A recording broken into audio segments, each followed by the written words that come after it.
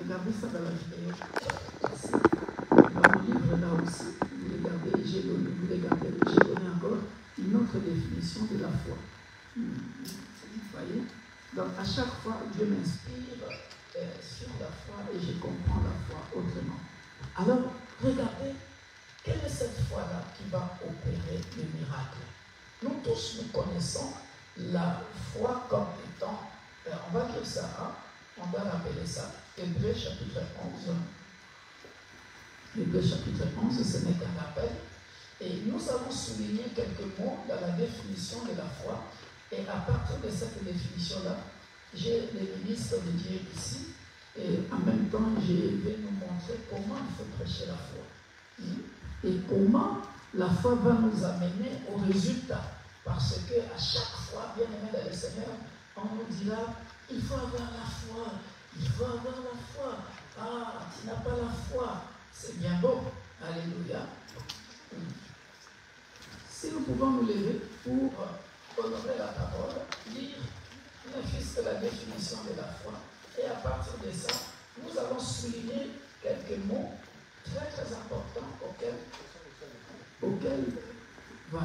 auxquels nous ne faisons pas attention. Et à partir de ça, nous allons comprendre, bien aimé dans le Seigneur, comment nous devons appréhender la foi. Amen. Ok. Are you ready? Yes? Okay. Ready? Go. Or, la foi est une ferme assurance des choses qu'on espère, une démonstration de celles qu'on ne voit pas. Amen. Maintenant, nous pouvons nous asseoir. Nous allons souligner le mot. Nous allons souligner le mot assurance. Or, la foi est une ferme assurance. Assurance. Pourquoi nous venons de souligner le mot assurance? Nous venons de souligner le mot assurance parce que c'est simple comme bonjour. Parce que c'est lui qui fait la promesse ne ment jamais. Nombre chapitre 23, verset 19. Ok? Dieu n'est pas le fils de l'homme pour mentir, ni pour se repentir. Ça va jusque-là? 1 Jean, chapitre 5, verset 14 à 15. Et nous connaissons tous. Là, nous avons toujours la foi. Hein? C'est une ferme assurance. 1 Jean 5. Et vous allez comprendre, bien aimé, cette assurance-là. Hein? Vous allez comprendre. Nous sommes dans 1 Jean chapitre 5 que nous connaissons tous, bien aimé dans le Seigneur. Et nous allons comprendre pourquoi les gens sont déjà guéris. Les gens ont déjà eu leurs promesses, mais ne se rendent même pas compte. Tout simplement parce que quelque part, ils ont manqué d'assurance. Et Dieu, quand il voit ça, il regrette. Il regarde son peuple et il dit, j'en ai peu de foi. Alléluia. 1 Jean chapitre 5. Nous connaissons ça. On a lu ça il n'y a pas longtemps. Regardez. Nous avons auprès de lui cette assurance. Or, la foi est une ferme assurance. Par rapport à quoi? Par rapport à ce Dieu-là qui a promis et qui va absolument. Ça ne rate pas. Ça ne rate pas. Il l'a promis et il le réalisera. Parce que Nombre 23, 19 nous dit qu'il n'est pas le fils de l'homme pour mentir, ni pour se repentir. Il n'est pas comme moi et toi, ou toi et moi. Nous sommes dans quelle catégorie, toi et moi? Nous sommes dans la catégorie, cherchez-moi ce passage-là, nous sommes dans la catégorie méchant que vous êtes. Méchant que vous êtes. Si votre enfant vous demande, voilà, dans Matthieu, voilà, nous sommes dans la catégorie des méchants, c'est-à-dire méchants que vous êtes. Si votre enfant vous demande quelque chose, bien sûr, vous lui donnez la chose. Vous ne lui donnerez pas la pierre. Hein? Vous connaissez bien ce passage-là. Cherchez ça et puis lisez ça. Nous sommes dans cette catégorie-là. Donc, à combien plus forte raison, Dieu qui a fait l'assurance, ce qu'il a dit, c'est ce qu'il fera. Parce qu'il n'est pas le fils de l'homme pour mentir. Est-ce que je me fais bien comprendre? Voilà pourquoi Jean prend soin de dire, nous avons auprès de lui cette assurance que si nous demandons quelque chose selon sa volonté, il nous écoute. Et si nous savons qu'il nous écoute, nous savons que nous possédons la chose. Alors quelqu'un répète après moi, je possède la chose. Je possède la chose. Ah, je possède ma carte de séjour. Je possède ma carte de séjour. Et quoi encore? Je possède ma guérison. Je possède ma guérison. Je possède ma délivrance. Je possède ma délivrance. Je possède mon mariage. Je possède mon mariage. Je possède mes enfants. Je possède mes enfants. C'est ça, bien aimé, cette assurance-là. C'est ça, cette assurance-là. Vous m'avez trouvé ce passage-là? Lis ça, maman. Matthieu 7, verset 9. Lis.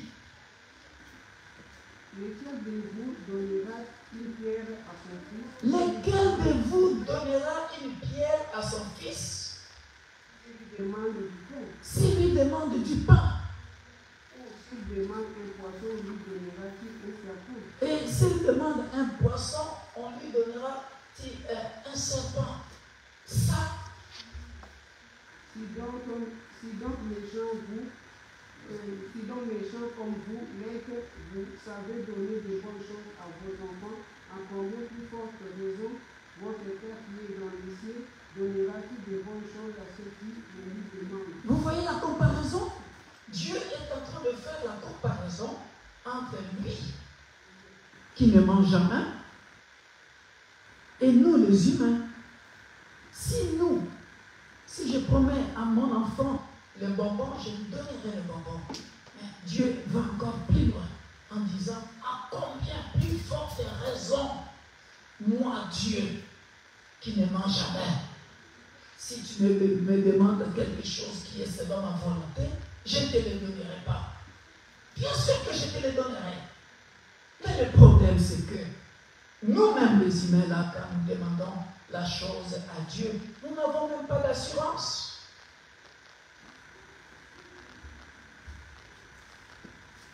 Nous n'avons même pas d'assurance. Soulignez le mot assurance. Nous n'avons même pas d'assurance. Tu es malade et tu demandes la guérison sans assurance. C'est ce qui se passe chez nous les humains. Tu manques la carte de séjour. Tu demandes la carte de séjour sans assurance. Tu demandes du travail auprès de Dieu sans assurance. Alors que la foi est une ferme assurance. Des choses qu'on espère, même si on ne le voit pas. Maintenant, souligner, on ne le voit pas. Des choses qu'on espère et qu'on ne voit pas. Aujourd'hui, vous allez comprendre cette définition autrement. Hein? Souligner qu'on ne voit pas. Des choses qu'on espère mais qu'on ne voit pas. Des choses qu'on espère mais qu'on ne voit pas. Souligner ça et après, bien aimé dans le Seigneur, nous allons comprendre quelque chose de trop beau. Une démonstration de celle qu'on ne voit pas. Souligner qu'on ne voit pas. Alléluia. Regardez, bien aimé dans le Seigneur, de celles qu'on ne voit pas. Soulignez ça. Et ça, c'est trop beau. Ne soyons pas dans la distraction, Seigneur. plaît. Alléluia. De celles qu'on ne voit pas.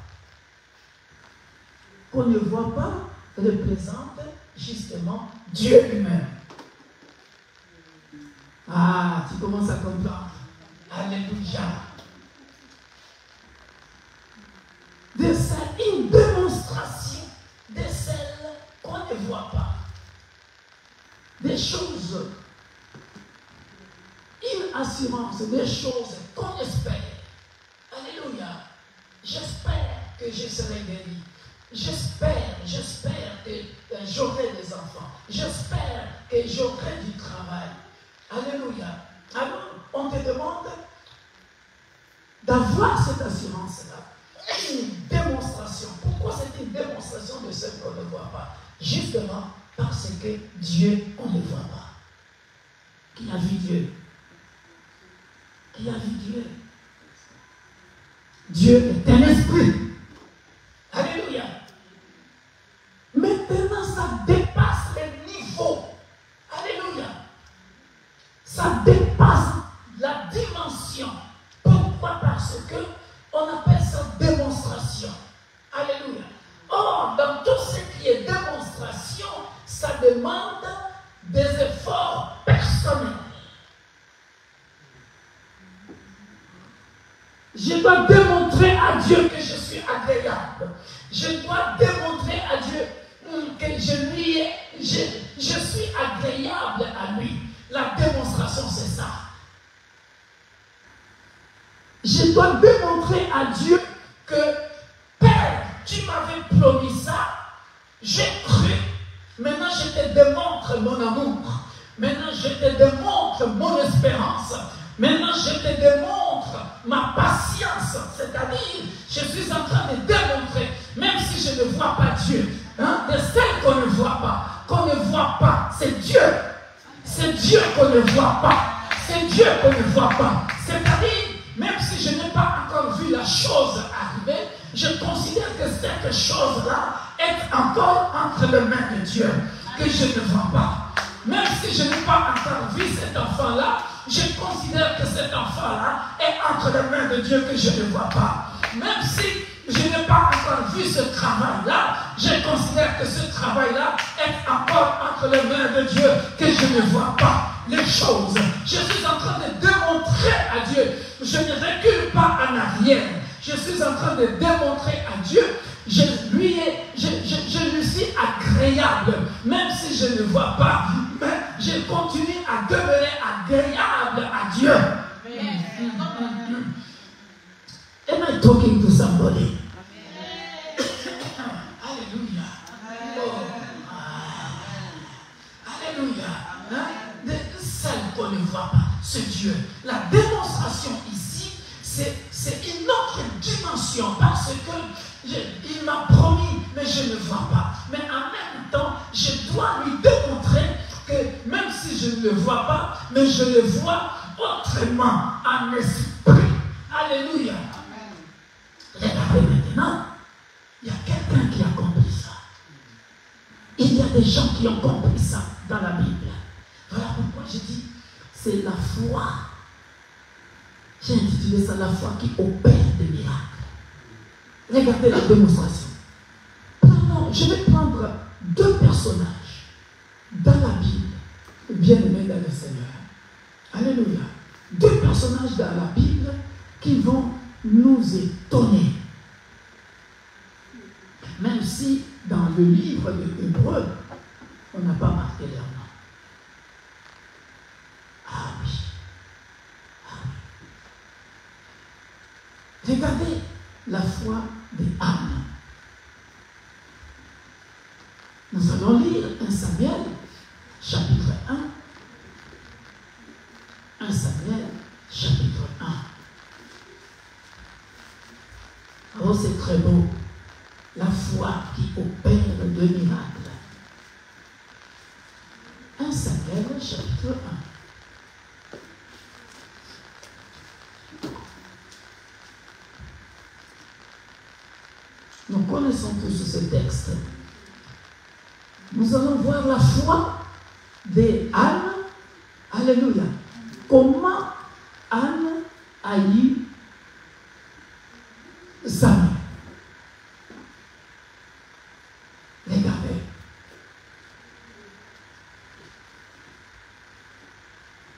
Nous connaissons bien l'histoire d'Anne. On va résumer tout simplement. Nous savons que Elkana, c'est le mari. Alléluia. Et Elkana, c'est aussi le nom de Dieu. Hein? Jéhovah. Hein? Elkana, qui veut dire Dieu jaloux. Elkana veut dire Dieu jaloux. Regardez, bien aimé dans le Seigneur. Nous savons que Elkana avait deux femmes, Pénina et Anne. Pénina avait des enfants. Anne n'en avait pas. Et à chaque fois, Pénina faisait de mortification, comme dit la Bible, contre Anne. Alléluia. Mais nous arrivons à partir du verset 9. Regardez bien dans le Seigneur, c'est trop beau. Nous allons voir la foi de Anne et le résultat. Et après, nous parlerons de Daniel, d'où vient sa foi et le résultat. Et nous allons tirer la conclusion. Regardez, et c'est là que vous allez comprendre toute la définition comme je l'ai définie là. Parce que nous la lisons, la définition littéralement, sans pour autant entrer en profondeur comme je l'ai expliqué là. Maintenant, nous commençons à expliquer la profondeur de cette définition. Amen. Anne se leva, nous sommes au verset 1 Samuel, chapitre 1, verset 9. Là, maintenant, nous allons parler du principe de la foi. Hein? Le principe de la foi. Anne se leva, après que l'on eut mangé et bu à Silo, le sacrificateur Élie était assis sur un siège près des lampes de poteaux du temple de l'Éternel. Et l'amertume dans l'âme, elle pria l'Éternel et versa de pleurs. Alléluia. Regardez maintenant d'où vient la foi de Anne. C'est à partir du verset 11. Elle fit un vœu en disant: Éternel des armées. Il s'adresse à la personne que l'on ne voit pas. Revenons dans la définition. Ça va? Elle revient auprès de la personne qu'elle ne voit pas. Mais elle dit, elle fait un vœu. Alléluia. En disant: Éternel des armées, si tu daignes regarder l'affliction de ta servante, si tu te souviens de moi et n'oublie point ta servante, et si tu donnes à ta servante, regardez, et si tu donnes à ta servante, elle dit comme, ici on revient à la définition, et si tu donnes à ta servante la chose qu'on ne voit pas, les choses qu'on ne voit pas, le fils que je n'ai pas encore vu, la fille que je n'ai pas encore vue, il est en train de parler à celui qu'on ne voit pas et lui demande ce fils qu'on n'a pas encore vu ou cette fille qu'on n'a pas encore vue. Aïe, aïe, aïe, aïe, aïe, aïe, aïe, aïe, aïe, aïe, aïe, aïe, aïe, hein? C'est pas le mot que tu as dit? C'est hautement spirituel. Merci. Ah! C'est son esprit qui est en train de chercher. Et la phrase que tu viens de dire là, hein, c'est hautement spirituel.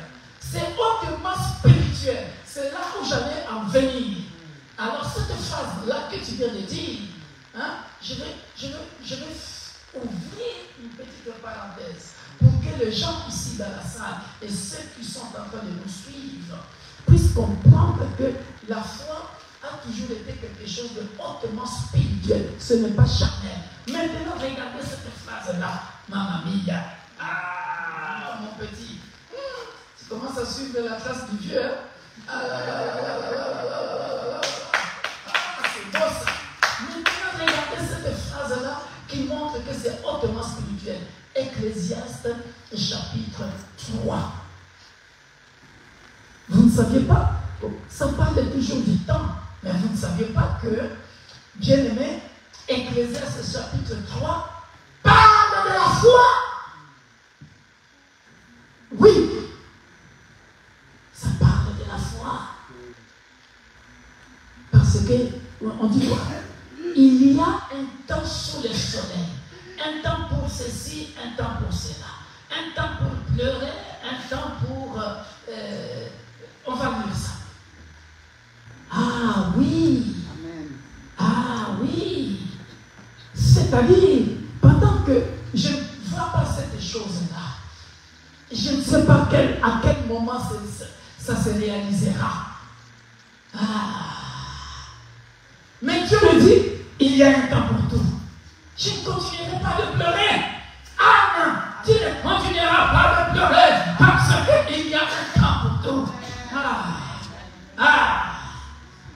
On commence à comprendre ça. La foi qui opère le miracle. Merci. Alléluia. Regardez. On va faire ce qu'on appelle en pédagogie la déduction. On va commencer en bas et puis on va remonter en haut pour comprendre ça. Regardez. Regardez pour rejoindre notre pasteur. Dans chaque être humain, Ecclésiaste chapitre 3, ma fille. Je vais vous donner le verset. On va commencer en bas et puis on va remonter en haut. Pour rejoindre notre pasteur, pour comprendre que ce que Anne faisait est hautement spirituel. D'où vient que son esprit était connecté. Regardez, cette phrase-là est ici. Regardez, verset 11. Verset 11. Ecclésiaste chapitre 3, verset 11.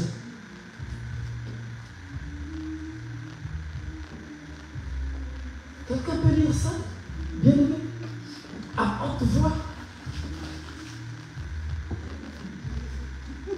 Go ahead. Ecclésiaste 3, verset 11. Il a fait toutes choses belles en son temps. Bon, chez moi, il fait toutes choses belles en son temps. Alléluia. Ici, il fait toutes choses belles en son temps.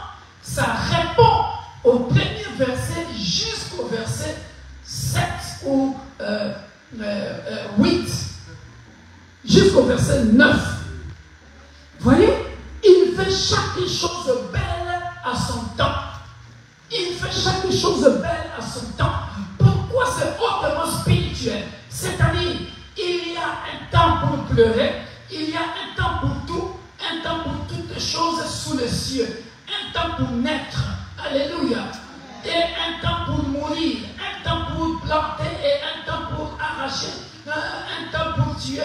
Je passe ici, là, voilà. Le cas d'Anne, c'est le verset 4. Anne, il y a un temps pour pleurer. Anne, il y a un temps pour pleurer. Le temps que Pénina est en train de faire de mortification contre toi. Mais moi, Dieu, j'ai fait chaque chose belle en son temps. Alléluia. Tu ne continueras toujours pas à pleurer. Anne, tu ne continueras toujours pas à pleurer. Maintenant, dis, je ne continuerai pas toujours à pleurer. Ah oui, la chose là que Dieu t'a promise est l'assurance. Alléluia. Parce que ça doit mûrir. Ça doit mûrir. Écoutez, Dieu fait chaque chose belle en son temps. Regardez, ça doit mûrir dans la recherche. Ça Ça doit mûrir dans la démonstration. Dieu attend de toi. Dieu attend de toi la maturité.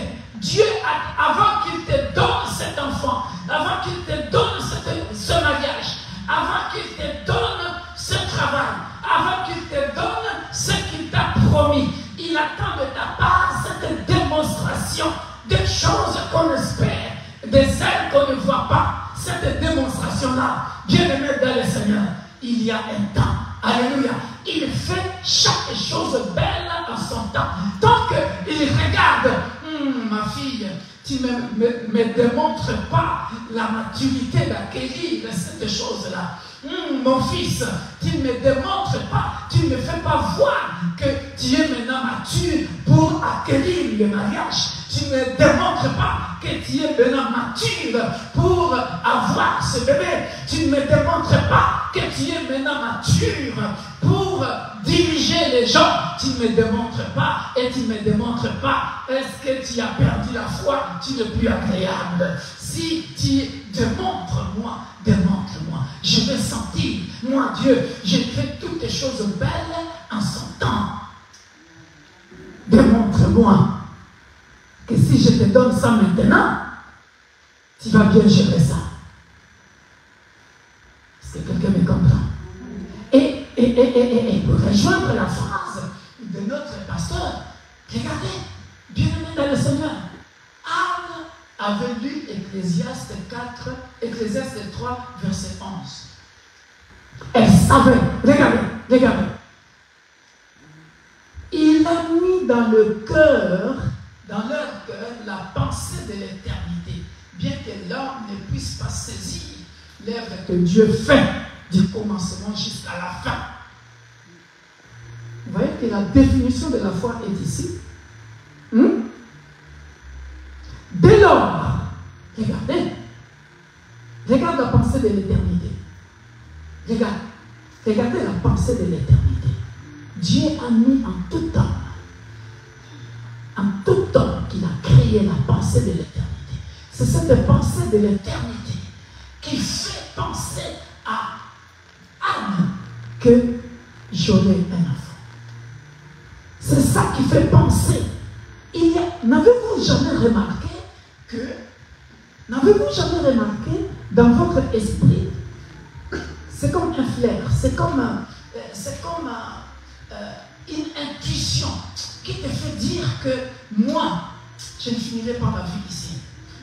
La pensée de l'éternité, parce que tu as vécu dans le passé. Tu as déjà vécu dans le passé. Nous étions, nous sommes et nous serons. Est-ce que quelqu'un me comprend? Vous n'avez jamais remarqué ça? Il y a une intuition qui te dit, moi j'irai en Europe un jour. Moi je serai enseignant un jour. Il y a cette pensée-là de l'éternité qui te fait détecter quelque chose de ta destinée.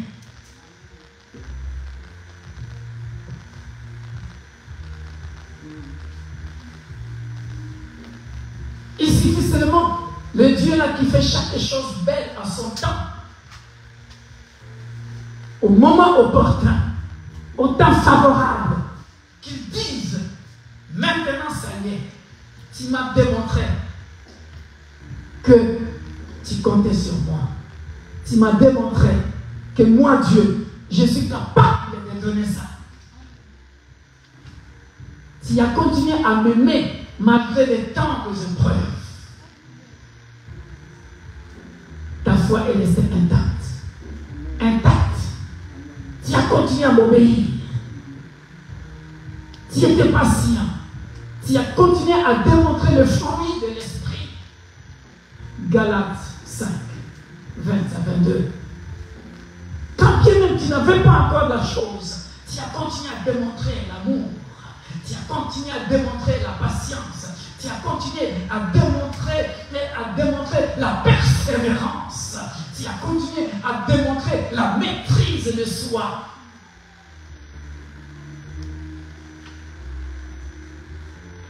Tu n'as pas fait comme Sarah, qui à un certain moment va dire, je suis trop âgé. Et même notre patriarche Abraham, Genèse 17, où il dira, laisse Ismaël vivre, peut-il sortir d'un homme de 100 ans, un fils, qu'Ismaël vive. Or, la foi, c'est une ferme assurance des choses qu'on ne voit pas. Je peux te montrer. Parce que Dieu, je ne le vois pas.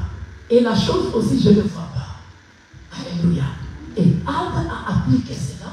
Et lorsque Anne va appliquer cela, regardez, si tu daignes regarder l'affliction de ta servante, si tu te souviens de moi, et n'oublie point ta servante, et si tu donnes à ta servante un fils, je le consacrerai à l'Éternel pour tous les jours de sa vie, et le rasoir ne passera point sur sa tête.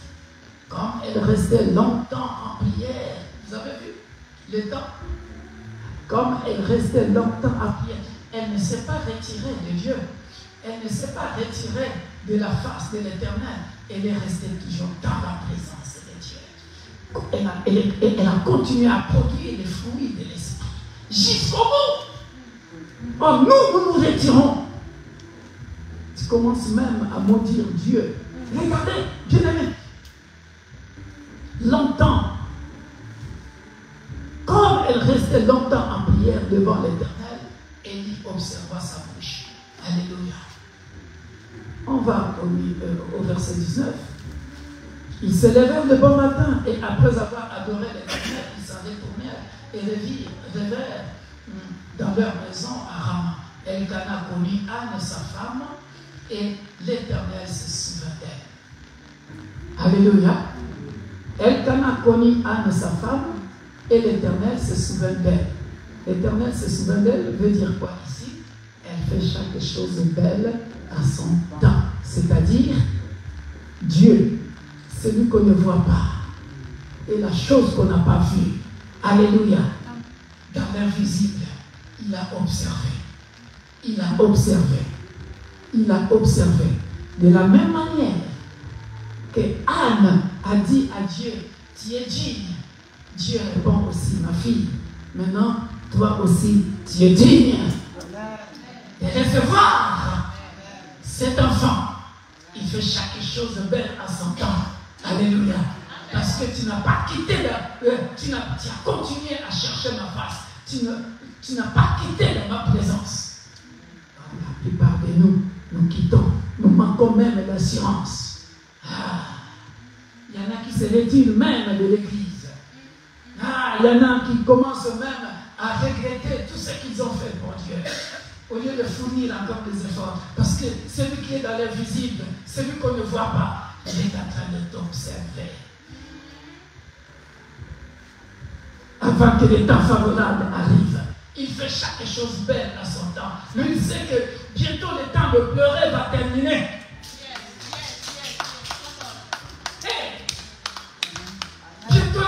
Il y a un temps pour pleurer et un temps pour se réjouir. Peu importe ton âge, parce qu'il est Dieu, il est souverain. Abraham ne voit pas que 100 ans. Reste là. Alléluia. Et regardez ce qui est beau, la bien-aimée dans le Seigneur, au verset 24. Alléluia. Quand lui, c'est vrai, elle le fit monter avec elle et prit 3 taureaux, un épha de farine et une outre de vin, parce que là, Samuel est déjà venu au monde. Parce que je dois arriver jusqu'au bout du message. Et puis, qu'est-ce qui va se passer? Bien-aimé, Anne dit, mon Seigneur, pardon, aussi vrai que ton âme vit, mon Seigneur, je suis cette femme qui me tenait ici, près de toi, pour prier l'Éternel. Ça, c'est le résultat. Ça, c'est le résultat. Le résultat de la foi. Vous voyez le résultat? Samuel est là. Elle revient à Shiloh. Je qui me tenait ici, près de toi, pour prier l'Éternel. C'était pour cet enfant que je priais. Et l'Éternel a exaucé la prière que je lui ai adressée. Aussi, je vais le prêter à l'Éternel. Il sera toute sa vie prêté à l'Éternel. Et il se prosternera là, devant l'Éternel. Vous avez vu le résultat? Hein? Et la reconnaissance. Après le résultat, il y a la reconnaissance. Alléluia.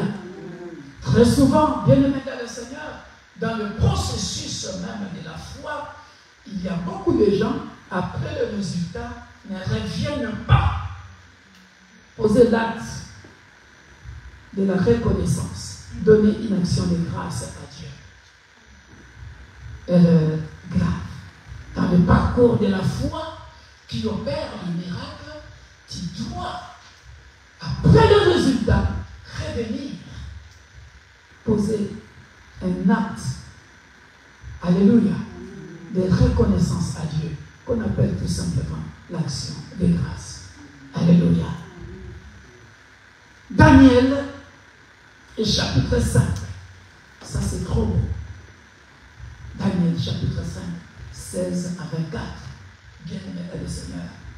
Et après, je terminerai par nous donner les conditions, bien-aimé le Seigneur, pour avoir des résultats. Regardez Daniel, bien-aimé le Seigneur. Comment Daniel va démontrer sa foi auprès de Dieu. Daniel, chapitre 5.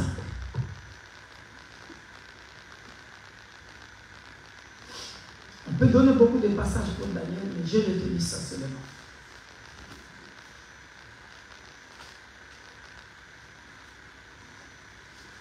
Nous sommes dans Daniel, chapitre 5.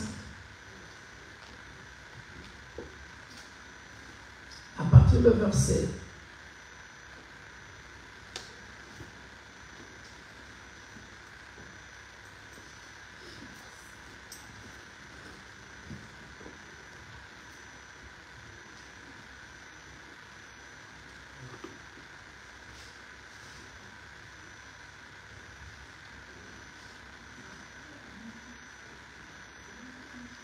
Non, c'est Daniel chapitre 6.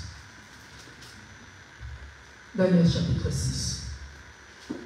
À partir du verset 16.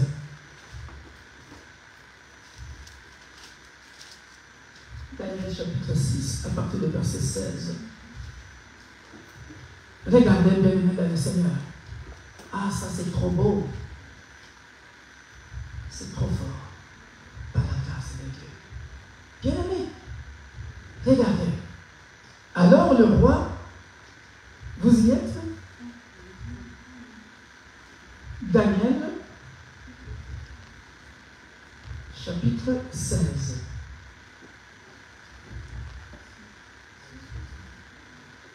Pardon, 6. Daniel, chapitre 6, à partir du verset 16. Nous allons remarquer ici quelque chose de très pertinent. Époustouflant, très très très important.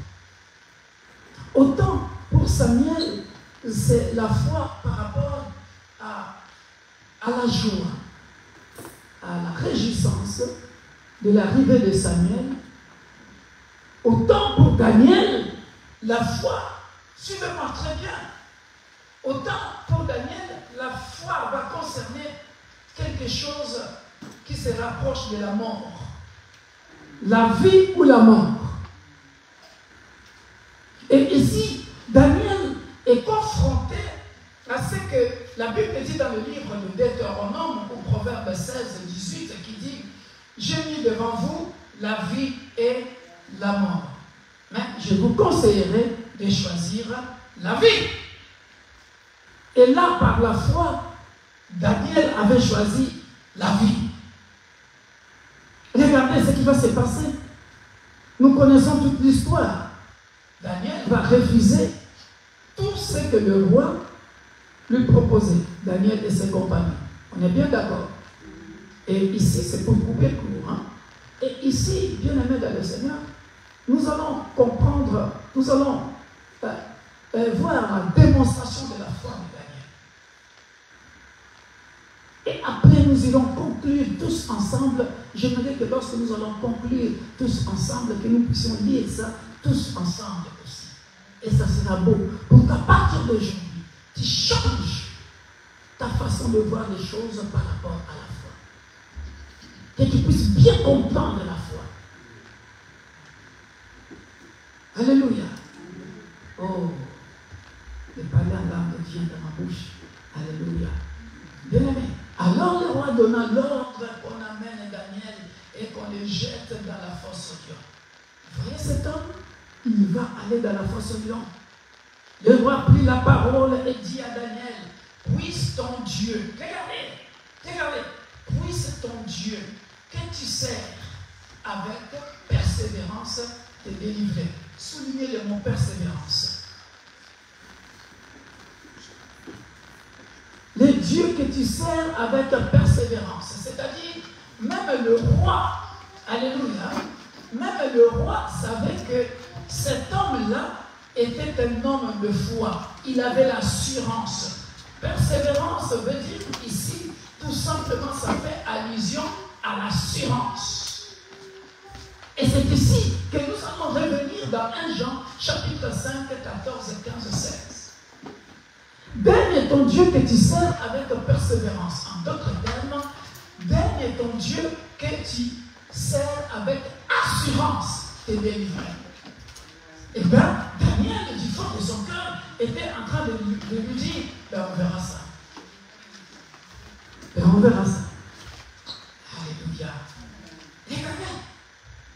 On apporta une pierre et on l'a mis sur l'ouverture de la fosse.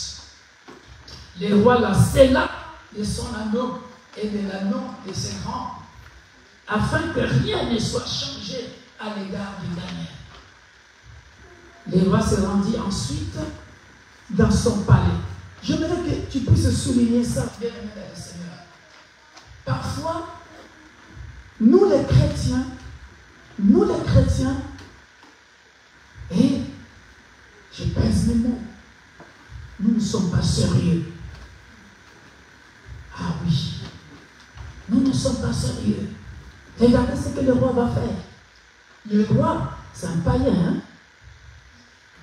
Regardez, soulignez ça avec moi. Le roi se rendit ensuite dans son palais. Il passa la nuit à Jeun. Hein?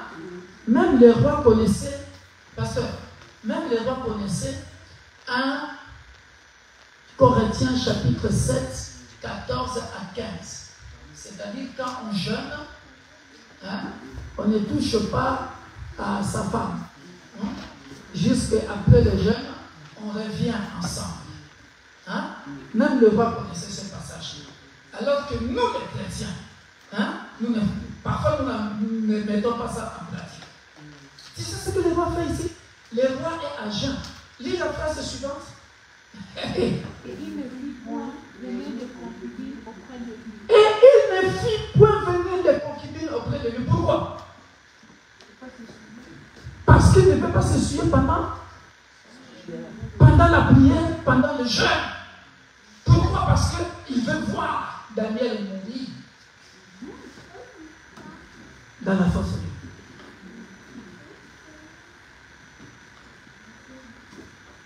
C'est une leçon, hein? Hein? C'est une leçon. C'est un païen, un méchant, qui est en train de tuer quelqu'un. Il se prive de ses concubines. Mais nous, les chrétiens, parfois même à 15 heures, il dit, j'ai trop faim. Dieu comprendra. Ah.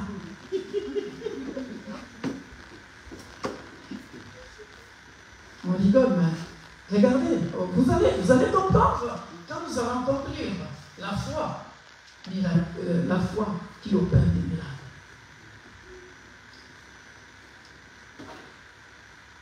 Il ne fit point venir des concubines auprès de lui et il ne put se livrer au sommeil. Soulignez, il ne put se livrer au sommeil. C'est-à-dire, le roi a fait quoi? il a veillé. Quand on vient ici à la veille, toute la nuit on fait quoi? On prie, non? Donc le roi a fait quoi? Il a veillé. Pour voir si le Dieu de Daniel est vrai. Est-ce que je me fais bien comprendre? De la même manière, Pénina faisait de mortification contre Anne. Et de mortification, c'est-à-dire, Anne, moi j'ai des enfants. Moi j'ai des enfants. Toi, on verra ton Dieu. Tu vas tout le temps à Shiloh, non? On verra. C'est ça que le roi ici aussi est en train de faire. Regarde comment il se moque. Il se moque de Daniel. Regardez. Le roi donna l'ordre qu'on amène Daniel et qu'on le jette dans la fosse au lion. Le roi prit la parole et dit à Daniel, puisse ton Dieu que tu sers avec persévérance. Vous voyez ça? Te délivre. Vous voyez? Il se moque. C'est une moquerie. C'est une moquerie. Une moquerie. Et écoutez, le passage qui suit. En s'approchant de la fosse, il appela Daniel d'une voix triste. Vous avez vu ça? Tellement il était sûr de lui, la veillée qu'il a fait. Il était sûr. Toute la nuit, les concubines à l'écart. Toute la nuit, il ne donna pas de sommeil à ses yeux. Donc il était sûr de lui. Regardez le matin. Le roi se leva au point du jour avec l'aurore et il alla précipitamment à la fosse au lion. Vous voyez, la moquerie continue. Hein? Il alla précipitamment à la fosse au lion. Pour faire quoi? Hein? Non, il était sûr de la mort. Parce que précipitamment pour constater la mort de Daniel. Parce que pour tout être humain, on sait qu'un lion affamé devant un homme ne peut pas résister. Un lion, c'est cannibale. Un lion affamé, il va te manger. Il va te finir. Il va te ronger avec un œil. Précipitamment pour constater la mort. Alléluia. Est-ce qu'on comprend la foi de Daniel ici? J'annonce à quelqu'un. Lorsque les gens viendront précipitamment pour constater ta maladie, ils viendront trouver la guérison non puissante de Jésus. Lorsque les gens viendront précipitamment constater ton échec, ils viendront trouver la victoire au nom puissant de Jésus. Lorsque les gens viendront précipitamment pour constater ton chômage, ils viendront te trouver en plein travail au nom puissant de Jésus. Lorsque les gens viendront précipitamment constater ton QTF, ordre de quitter le territoire, ils viendront te trouver avec le titre de séjour. Il faut avoir la foi in the mighty name of Jesus Christ. Alléluia. En s'approchant de la fosse, il appela Daniel d'une voix triste. Le roi prit la parole et dit à Daniel, Daniel, serviteur du Dieu vivant, ton Dieu que tu sers avec persévérance, a-t-il pu te délivrer des lions? Alléluia. Maintenant, commencez à écrire phrase par phrase les conditions pour la foi qui opère des miracles. Très souvent, voilà pourquoi au début j'ai dit, beaucoup de gens disent qu'ils ont la foi. La foi a des conditions. J'appelle ça le principe de la foi. Écrivez, le principe de la foi. Quand tu dis que tu as la foi, si ça ne remplit pas ces 3 ou 4 choses, tu n'as pas encore la foi. Écris ça sur l'écran, ma fille. Écris ça sur l'écran. Comme ça, les gens écrivent ça.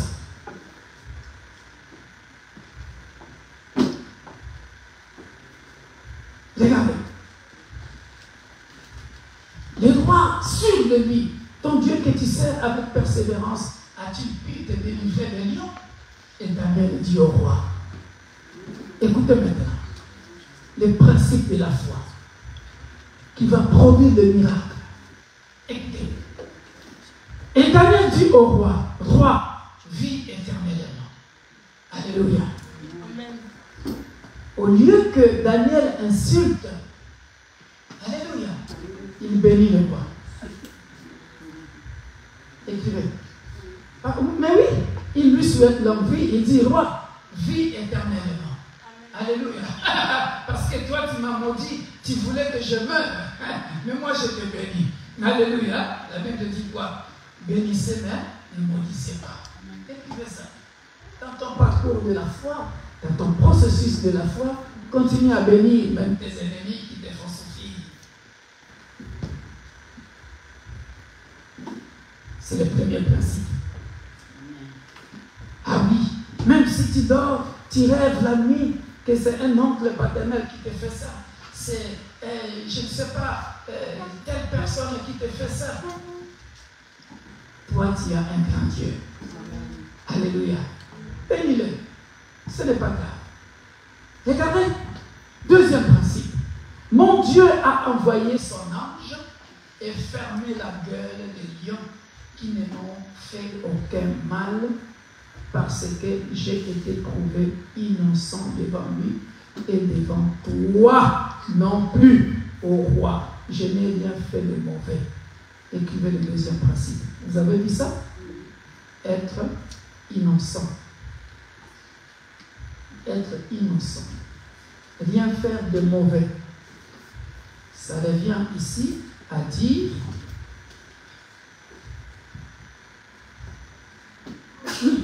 ça revient à dire ici, Anne, tu es en train de faire de mortification contre moi, je ferme ma bouche, je ne te réponds pas, je continue à te bénir, mais on verra la suite. Alléluia. On a compris ce principe-là? On est à 3-4 principes déjà. 2. Parce que je n'ai fait aucun mal. Écrivez, je n'ai fait aucun mal, ou ne faire rien de mauvais, et être trouvé innocent. Ça fait 4, non? Non, on écrit être innocent.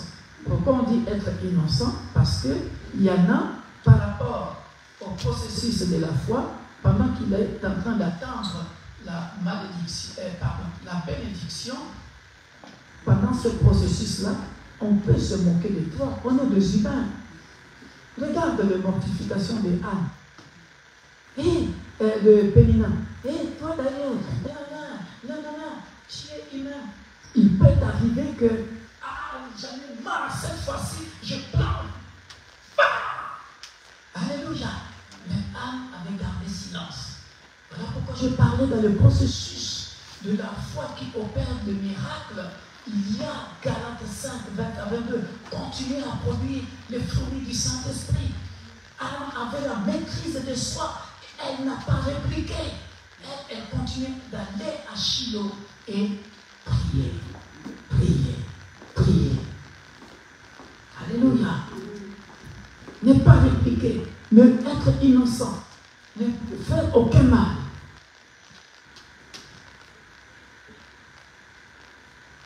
Alors le roi fut très joyeux et il ordonna qu'on fasse sortir Daniel de la force. Vous voyez le résultat? Vous voyez le résultat? Alléluia. Est-ce que Daniel est mort? Alléluia. Le fruit du Saint-Esprit. Alléluia. La maîtrise de soi. La maîtrise de soi. Alléluia. La patience. L'amour. Alléluia. Daniel a continué à croire en Dieu. Alléluia. Daniel fut retiré de la fosse et on ne trouva sur lui aucune blessure parce qu'il avait eu confiance en son Dieu. Vous voyez la silence? Vous voyez la silence? Hein? l'assurance? Parce qu'il eut confiance à son Dieu, parce qu'il était assuré. Alléluia. Il ne voyait pas Dieu. Alléluia. Il ne voyait pas Dieu. Est-ce qu'il le voyait dans la fosse lion? Non, mais il y eut confiance. Il y eut confiance jusqu'à la fin, jusqu'au bout. Alléluia. Amen. Et, bien-aimé dans le Seigneur, la conclusion, pour que la foi opère de miracles, nous avons vu le comportement de Daniel, nous avons vu le comportement de Anne. Alléluia. Mortification, elle ne répondait pas. Elle continue à pleurer devant Dieu. Irritée, on l'irritait, elle ne répondait pas. Alléluia. Alors maintenant, je vous donne la dernière technique, et c'est la conclusion, c'est la fin de notre message, bien-aimé dans le Seigneur, pour que la foi, vous voyez maintenant, il y a beaucoup de gens qui disent que j'ai la foi. Non, tu n'as pas la foi. Lorsqu'on regarde les conditions de la foi, dans ton parcours, dans le processus de la foi qui doit opérer les miracles, combien de gens t'ont insulté? Tellement tu étais en colère, tu avais perdu confiance, tu avais perdu l'assurance. Alléluia. Alléluia. Regardez bien, psaume 18. Pourquoi Daniel devait sortir ipso facto, absolument, de la fosse au lion? Nous venons de donner les exemples, nous venons de donner les principes. C'est-à-dire, il ne répondait pas, il était innocent, il ne faisait rien de mauvais, rien de mal. Anne, pareil. Alléluia. Maintenant, regardez le psaume 18. Pourquoi la foi de Anne, la foi de Daniel a produit des résultats? Regardez où se trouve le miracle. Psaume 18.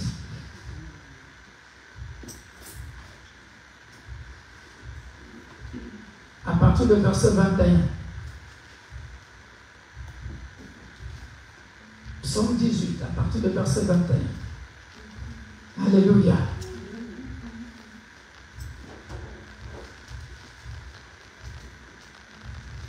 On peut commencer à partir du verset 18. Commençons à partir du verset 18, comme ça vous allez bien comprendre ça.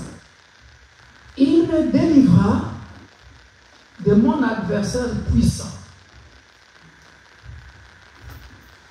de mes ennemis qui étaient plus forts que moi. Entre Daniel et le roi, qui était plus fort? Le roi. Entre Anne et Pénina, qui était plus forte? Pénina, parce qu'elle avait déjà des enfants.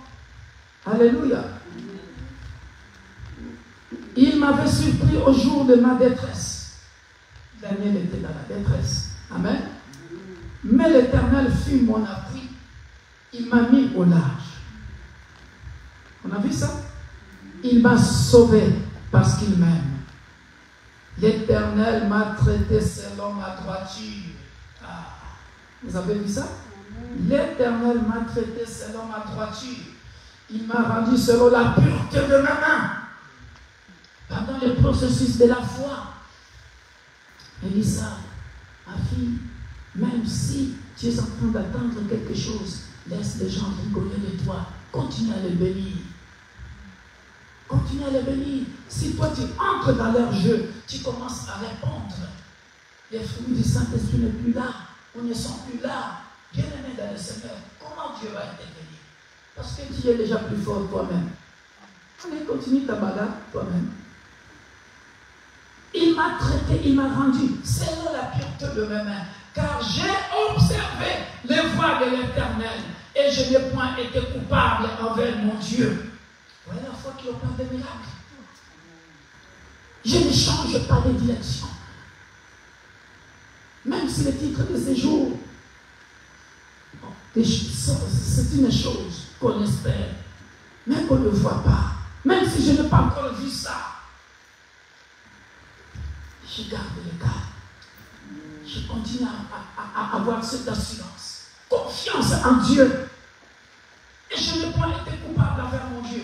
Toutes ces ordonnances ont été devant moi. Et je ne suis pas écarté de ces lois. Je étais sans reproche envers lui. et je me suis tenu en garde contre mon iniquité. Vous avez vu ça? Je me suis tenu en garde contre mon iniquité. Alléluia. Alléluia. Il y en a pendant le processus de la foi, qui doit opérer le miracle, commettre les iniquités. Elle sait que ce qu'elle va faire là, ce qu'il veut faire là, c'est mauvais. Mais au nom de la carte de séjour, laisse-moi faire ça. Au nom du travail, laisse-moi faire ça. Parce qu'on t'a dit que quand tu couches avec le patron là, il te donnera du travail. Mais lui, c'est peut-être un Illuminati. Tu ne sais pas. Quand tu vas aller là-bas, tu as commis l'iniquité. Et il laisse la semence de démon en toi. Tu vas faire quoi? J'ai été sans reproche envers lui. Et je me suis tenu en garde contre mon iniquité. Souvenez de ça. Aussi l'Éternel, voyez, pour que la foi opère des miracles maintenant, aussi l'Éternel m'a rendu selon ma droiture. Je répète encore la même. Là. Vous avez vu ça? M'a rendu selon ma droiture, selon la pureté de mes mains devant ses yeux. Vous avez vu ça? Et la foi ne peut pas opérer des miracles. Pourquoi? Parce que Dieu, dans ses principes, regarde, Dieu dans ses principes, il dit quoi? On va conclure ici. Avec celui qui est bon, tu te montres simple comme bonjour. Avec l'homme droit, tu agis selon la. Avec celui qui est pur, tu te montres. Et avec le pervers, tu agis selon. C'est-à-dire, la foi pour opérer le miracle dépend de qui? De nous. Amen. Dieu, lui, il est là. Il t'observe.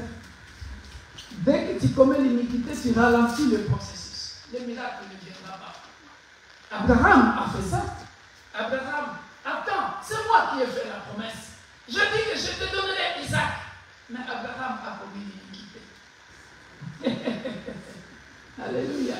Amen. Il a commis l'iniquité. Ismaël qui ne devait pas venir est venu. On lui a rendu selon ça.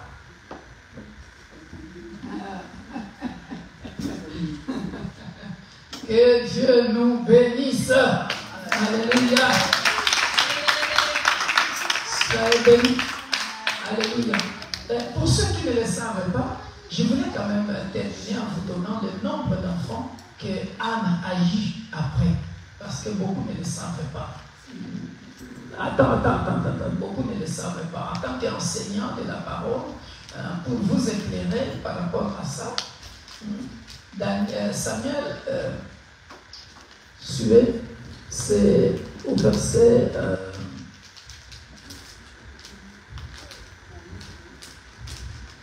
Non, c'est au chapitre 2.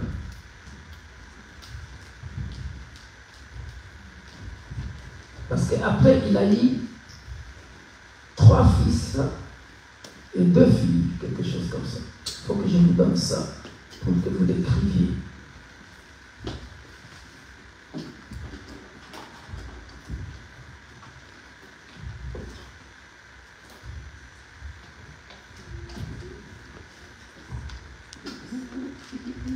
T'as dit quoi? 21. 1 Samuel chapitre 2, verset 21. Lorsque l'Éternel, il visitait Anne, elle devait enceinte et elle enfanta 3 fils et 2 filles. Et le jeune Samuel grandissait auprès de l'Éternel. Donc, ça fait 3 fils plus Samuel, ça fait 4, plus les 2 filles, ça fait 6. Au moins, parce que je sais que parmi vous, il y a des lecteurs et des lectrices de la Bible, il y en a qui lisent, mais ne le savent pas. Donc, après Samuel, Dieu avait encore béni Anne. Alléluia. Pour vous dire que même Abraham, après Ismaël et Isaac, Abraham a eu encore 6 enfants avec Ketura. Alléluia. Voilà. Donc, Daniel aussi, après avoir été sorti de la fosse au lion, est devenu, comme vous le savez, grand homme à Babylone. Alléluia. C'est-à-dire, quand tu fais confiance, tu as l'assurance avec Dieu. Dieu bénit, bénit, bénit, bénit, bénit en abondance. Soyez bénis. Amen.